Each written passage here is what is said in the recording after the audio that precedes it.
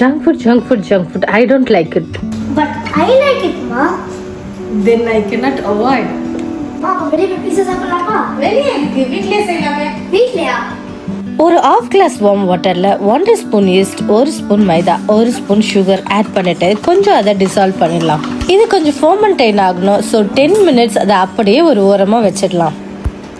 இதில் 250 கிராம் மைதா இருக்குது. அதை அப்படியே ஒரு மிக்சிங் பவுலில் போட்டு 1 table spoon salt, 2 table spoon milk powder அதில் ஆட் பண்ணி லைட்டாக ஆயில் விட்டு லைட்டாக மிக்ஸ் பண்ணிக்கோங்க. நெக்ஸ்ட்டு நம்ம மிக்ஸ் பண்ணி வச்சுருக்கிற ஈஸ்ட்டு நல்லாவே ரைஸ் ஆகிருக்கு பாருங்க. ஸோ இதை இந்த மாவில் கொஞ்சம் கொஞ்சமாக ஊற்றி பசைய ஆரம்பிச்சிடலாம். ஒரு ஸ்டிக்கியான கன்சிஸ்டன்சி வந்ததும் கவுண்டர் டாப்பை நல்லா க்ளீன் பண்ணிவிட்டு கொஞ்சம் ஆயில் அல்லது மைதா அப்ளை பண்ணி நல்லா மாவை இழுத்து பசையணும்.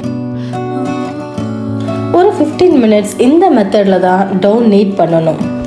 பீஸா பேஸ் உள்ள சாஃப்டாகவும் மேலே கிறிஸ்பியாகவும் வர்றதுக்கு இந்த மெத்தடில் பிசைறது ரொம்பவே முக்கியம். பிசைஞ்ச மாவை ஒரு பால் ஷேப் கொண்டு வந்துட்டு வெட் கிளாத் போட்டு 1.5 hours அப்படியே மூடி வச்சிடலாம். இந்த டைமில் நம்ம வெஜிடபிள்ஸ் எல்லாம் கட் பண்ணி ரெடியாக வச்சிடலாம். ஸோ கலர்ஃபுல்லான red and green capsicum, baby corn, onion, paneer எல்லாமே சாப் பண்ணி வச்சாச்சு.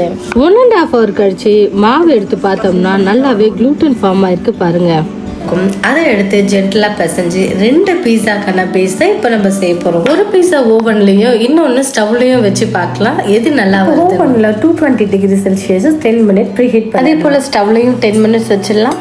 இப்போ மாவை கையால் இப்படி ஃப்ளாட்டாக தட்டிட்டு ஒரு ஃபோக் வச்சு லைட்டாக இப்படி குத்தி விடுங்க. இப்போ ப்ரீ ஹீட் பண்ண ஓவன் ட்ரே எடுத்து பட்டர் அப்ளை பண்ணிட்டு பீஸா பேஸை 3 to 5 minutes அதில் வச்சிடலாம். Now the base is ready. First pizza sauce apply பண்ணிக்கலாம். நெக்ஸ்ட் மொசரல்லா சீஸ், கட் பண்ண குடை மிளகாய், paneer, baby corn, pizza seasoning, at last chilli flakes. Final டச்சா கொஞ்சம் ஆலிவ்ஸ் ஆட் பண்ணி சீஸ் கிரேட் பண்ணி லிட்டில் சில்லி ஃப்ளேக்ஸை அப்படியே மழைச்சாரல் மாதிரி தூவி விட்டுலாம். It's looking very colourful and delightful. Anson pizza ready.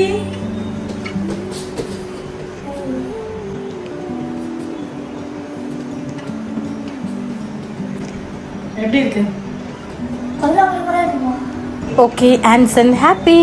But ஓவனில் செஞ்சதை விட அடுப்பில் செய்யும்போது இன்னும் நல்லா சாஃப்டாகவே வந்தது. பட் டேஸ்ட் வைஸ் ரெண்டுமே ஓகே தான். நம்ம நைஸ் ஹோம் லைஃப் சேனலை சப்ஸ்கிரைப் பண்ணிக்கோங்க. தேங்க்யூ ஃபார் வாட்சிங்.